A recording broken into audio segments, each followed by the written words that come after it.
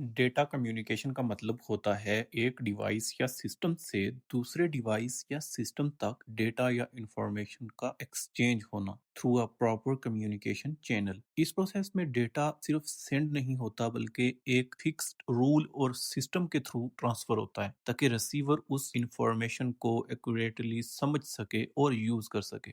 Data communication modern computer networks का basic foundation है जिसके बगैर इंटरनेट, ईमेल्स, ऑनलाइन कॉल्स और डिजिटल सर्विसेज पॉसिबल ही नहीं होती।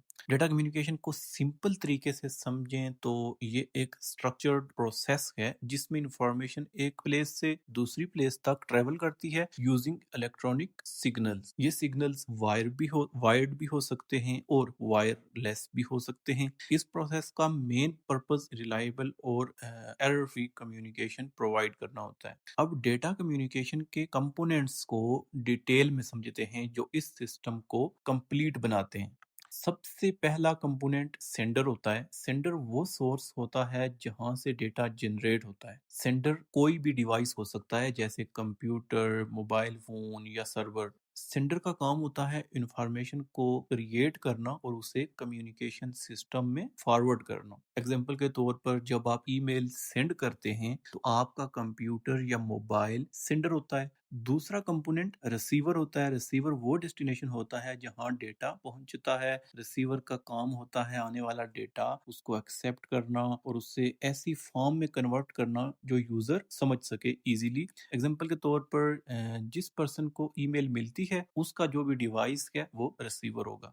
थर्ड कंपोनेंट मैसेज होता है। मैसेज से मुराद एक्चुअल इंफॉर्मेशन होती है जो ट्रांसफर की जा रही होती है। ये मैसेज टेक्स्ट शेप में भी हो सकता है, इमेज भी हो सकती है, ऑडियो, वीडियो या कोई भी डिजिटल डेटा हो सकता है। डेटा कम्युनिकेशन का मेन फोकस इसी मैसेज को सेफली और करेक्टली एक जगह से दूसरी जगह तक पहुंचाना होता है। फोर्थ कंपोनेंट ट्रांसमिशन मीडियम होता है। ट्रांसमिशन मीडियम वो फिजिकल या वायरलेस पाथ होता है जो वायर्ड भी हो सकता है, वायरलेस भी हो सकता है और जिसके थ्रू डेटा ट्रेवल करता है। इसे कम्युनिकेशन चैनल बी कहा जाता है। अगर वायर्ड मीडियम हो तो उसमें केबल्स, फाइबर ऑप्टिक और इथरनेट केबल्स शामिल होती हैं। अगर वायरलेस मीडियम हो तो उसमें वाईफाई, ब्लूटूथ, मोबाइल सिग्नल्स और रेडियो वेव्स वगैरह शामिल होती हैं। बगैर ट्रांसमिशन मीडियम के डेटा एक डिवाइस से दूसरी डिवाइस तक नहीं जा सकता, कोई ना कोई मीडियम यूज होगा।